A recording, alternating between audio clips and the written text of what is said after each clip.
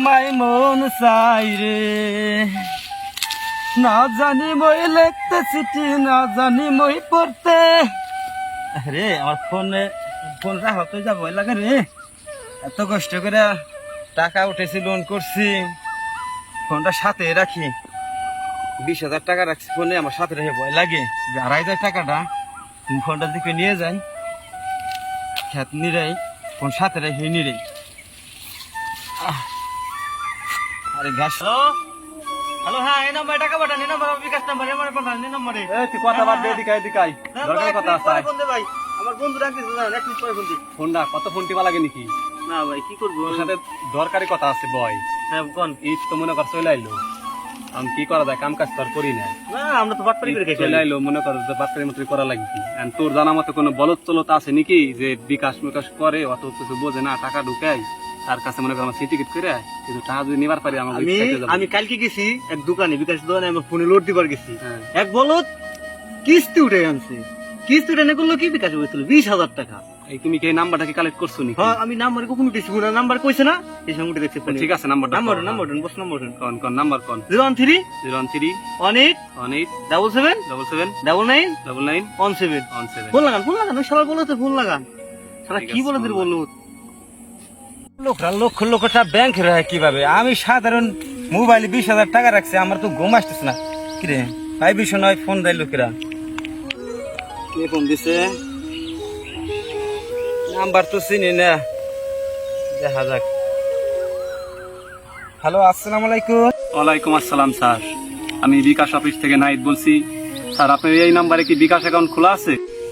হ্যাঁ হ্যাঁ ভাই, হ্যাঁ বিকাশ তো খোলা আছে। হ্যাঁ ভাই আমার তো বিকাশ খোলা আছে ভাই। স্যার আপনার অ্যাকাউন্টে তো আমরা দেখতে পাচ্ছি একটু সমস্যা হয়েছে, তা আপনার অ্যাকাউন্ট তো কিছুদিন পর লক হয়ে যেতে পারে, ঠিক আছে, বা অ্যাকাউন্ট মনে করেন যে একবারে অফ হয়ে যেতে পারে। আপনি সেই ক্ষেত্রে অ্যাকাউন্ট কোনো কাজে লাগাতে পারবেন না। তা আমরা চাচ্ছি আপনার অ্যাকাউন্টকে একবারে সম্পূর্ণ ক্লিয়ার করে দিতে। তা আপনি কি অ্যাকাউন্ট ঠিক করতে ইচ্ছুক আছেন? হ্যাঁ ভাই, হ্যাঁ হ্যাঁ হ্যাঁ ঠিক করতে হবে ভাই, আমার অ্যাকাউন্টে অনেক টাকা আছে ভাই, আমি কিস্তি লোন করে আমার অ্যাকাউন্টে রাখছি ভাই, আমার অ্যাকাউন্টটা ঠিক করে দেন ভাই। হ্যাঁ ভাই। স্যার তাহলে আপনি চিন্তা ভাবনা করেন না, আমরা আপনাদের অ্যাকাউন্ট ঠিক করার জন্য ওই আপনার নাম্বার একটা 6 ডিজিটের একটা ওটিপি বা SMS পাঠাবো, তো আপনি সেটা আমাদেরকে পাঠিয়ে দিবেন। তারপর আপনার অ্যাকাউন্ট আমরা একবার সঠিকভাবে ঠিক করে দেওয়ার চেষ্টা করব। দেখতেছি ভাই অ্যাকাউন্ট ভাই, লেহেন আপনি লেহেন ওটিপি কোড নাকি কোন? হ্যাঁ 2টা 6, আবার 2টা 3, 2টা 2। ঠিক আছে ভাই।